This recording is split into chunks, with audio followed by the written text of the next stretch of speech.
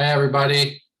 So today we are talking about the chapter on becoming the person you want to be, where we will actually discuss gender roles and really kind of dive into more of like those male stereotypes, female stereotypes, and how we might think of challenging some of these things. So let's reflect on gender roles first.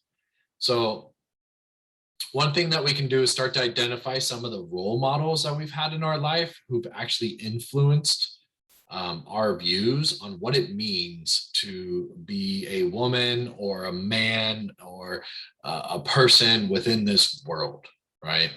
And we refer to this as gender role socialization. This is how we how we learn the messages based upon our gender. Okay. And this begins very early in life. And with increased awareness, like you can assess the effects of your own gender role socialization and how they have impacted your life. And the book talks about the gender similarities hypothesis, which actually states and has been tested and shown that men and women are actually more similar than they are different. And it's often the differences that are exaggerated and focused on. Okay. And then also, we have to understand that there are third genders and there are individuals that fall into the category of transgender. Okay. And these are individuals that don't fit into these more stereotypical ideas of male and female. Right. And unfortunately, individuals who have a third gender or individuals that are transgender often face like violence and discrimination and many negative reactions from our society and from our world, often because they are different and they don't fit into the neat little boxes we want them to fit into. And we often even see similar reactions to individuals who don't fit into the man box or the female box, when they actually push against the box and the boundaries of their gender, we often see violence and discrimination and negative reactions. We see discrimination in employment and healthcare and housing for transgender individuals. Yet we also see in certain cultures and societies, such as in South Asia and Mexico and Thailand, they have third genders and they have alternative genders within their populations. Let's talk about things like male roles. So positive masculinity. There's been a big focus lately on toxic masculinity, but let's talk about positive masculinity because there is such a thing. Okay. So positive masculinity focuses on applying a strength-based approach to understanding and counseling men. It focuses on present capacities and resources and identifying the qualities that empower men. Okay, that empower men to be more compassionate, more sensitive, more connected, more emotional, things like that. Okay. And they look at that men or positive masculinity should be given center stage status when counseling boys and men. Now, I will tell you this, a lot of my therapy work has been working with males, whether it is like middle childhood, adolescent, or adult males. I have spent a lot of time working with males, and there are many things about the traditional male roles, the stereotypical male role that works against men. It works against boys. I was just thinking about this the other day. With my work with like 5 and 6-year-old boys, I would have them do a worksheet. And on the worksheet, they would draw a circle. And then I would have them list the 4 or 5 like basic emotions, and then they would attach a color to that emotion, and then I would tell them the circle is like a pizza. And I want you to fill in how many pizza slices do you experience happiness? How many do you experience for anger? How many do you experience for fear? How many do you experience for sadness? And what's really fascinating is at 5 or 6 years old, consistently, the males had like anger as their largest piece of their emotions.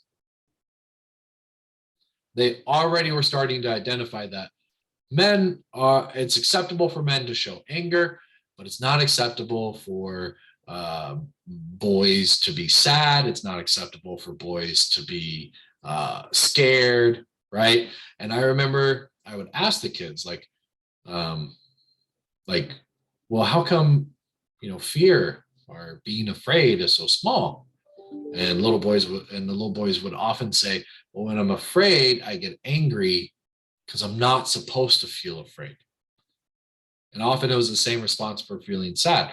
Well, when I'm sad, I feel angry because I'm not supposed to feel sad. As a little boy, I'm not supposed to feel sad. That's the idea here.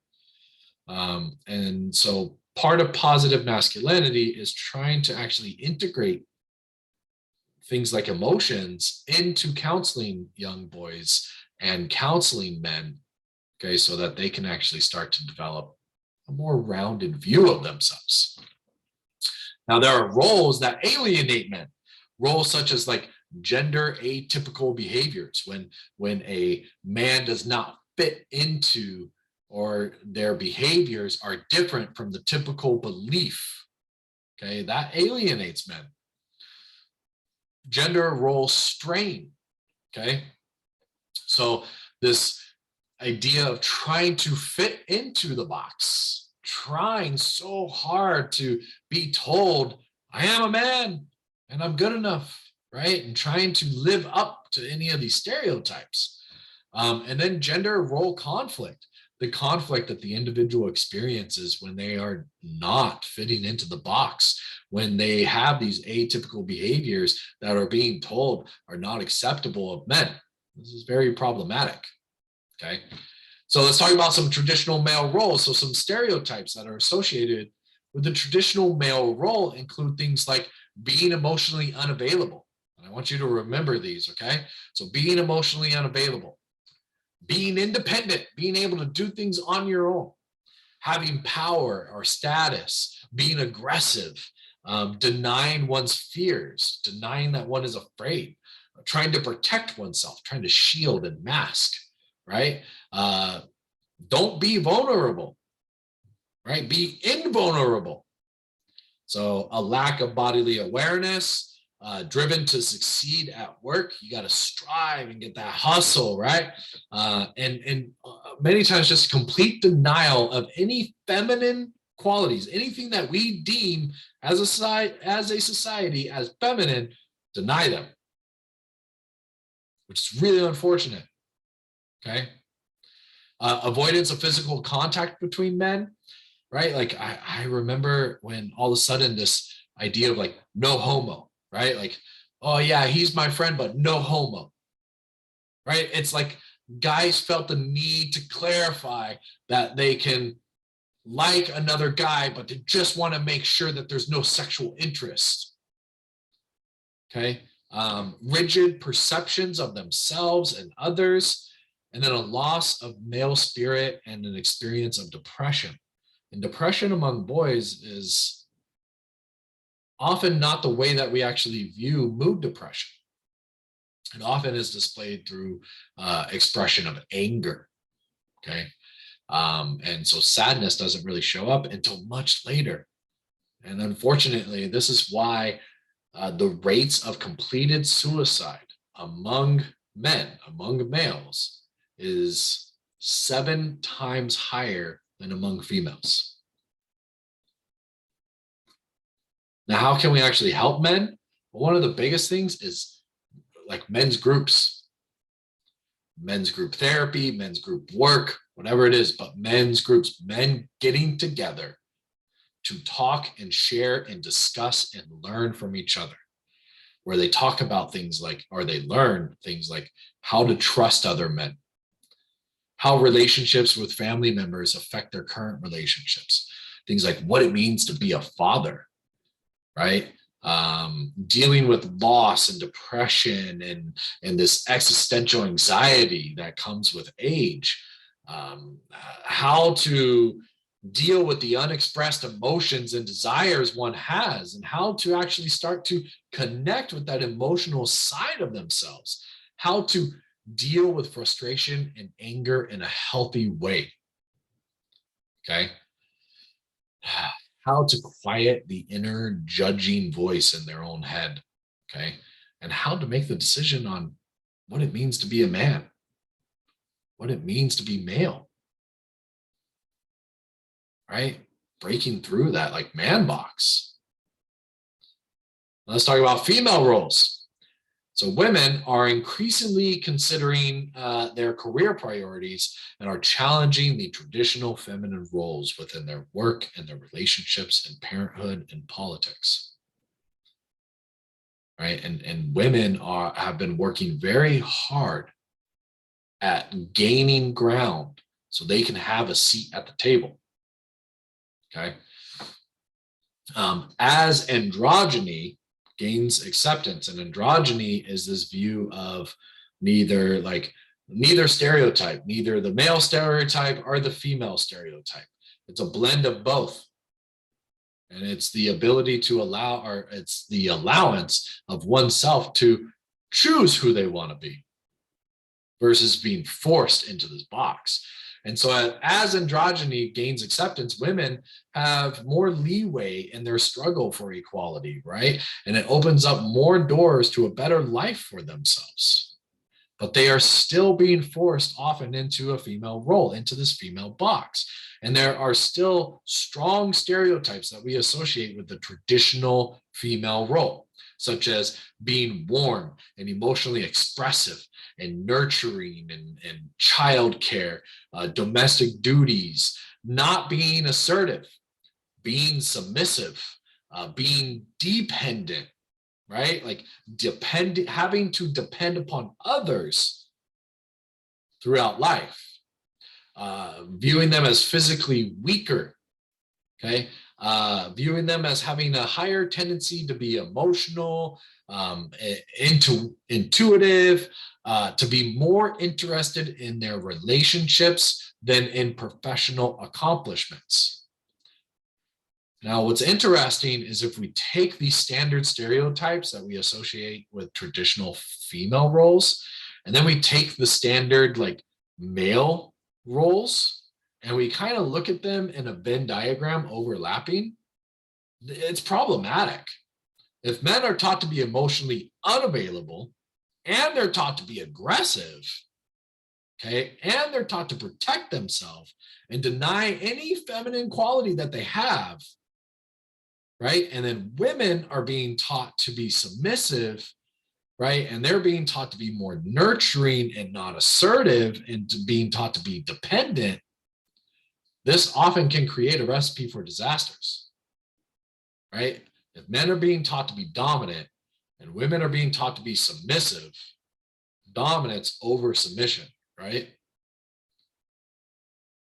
And so this is one area, okay, that is occurring that very well could be contributing to the like violence against women that we're experiencing, the sexual violence against women that we are seeing. Okay, like this is problematic, right? Now, women and work choices. So employed women may experience role strains from conflicting responsibilities between like work and home life. But research shows that women's lives are actually enhanced by employment. It does help to create a certain level of independence. And women in traditionally male, high prestige professions often face discrimination, sexism, sexist attitudes, patronizing behavior. They're overlooked. There's mansplaining occurring, all this stuff, right? And that causes a lot of issues within the workplace. And there is so much evidence for what we call the glass ceiling, which is this phenomenon that we see, this concept that women are not allowed to actually go beyond, right? It's like they're told that they can, but then they're not being allowed to actually move. So they can see it through the glass ceiling, but once they hit it, they can't go any further within the workplace. This is problematic. And there are a lot of women who are trying to break through this glass ceiling. Okay. But even then, women are experiencing things like what we call the second shift.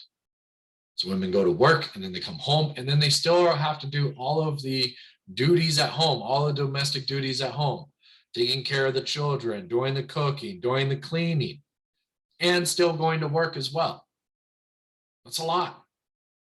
It's a lot to handle. Okay. Which leads me into the idea of challenging traditional gender role expectations. How can we challenge these things and break some of these molds that we have, right? Both women and men often pay a price for staying within their lanes, staying within their boxes, staying within their limited boundaries and the boxes that are being defined by their culture. Becoming aware of the process of gender role socialization is the first step toward making choices about assuming expected role behaviors. Men and women are challenging the societal conditioning that has resulted in the rigid role behaviors that we currently have of genders. There are many individuals who are trying to break this. There are many individuals who want to keep it the same. Okay, but this idea of not limiting individuals to these boxes, to these boundaries, allowing them to do what they want, allowing them to pick and choose the characteristics that they want to embody. That's where we want to get to, which is more of androgyny. Okay, androgyny is the blending of typical feminine and masculine personality traits and behaviors. Androgynous people can adjust their behavior to what the situation requires in an integrated and flexible way. Okay, they also often feel very satisfied with who they are and happy. So gender role transcendence involves going beyond the rigid categories of masculine and feminine in order to achieve what we call a personal synthesis, the synthesizing of the traits that we want to embody.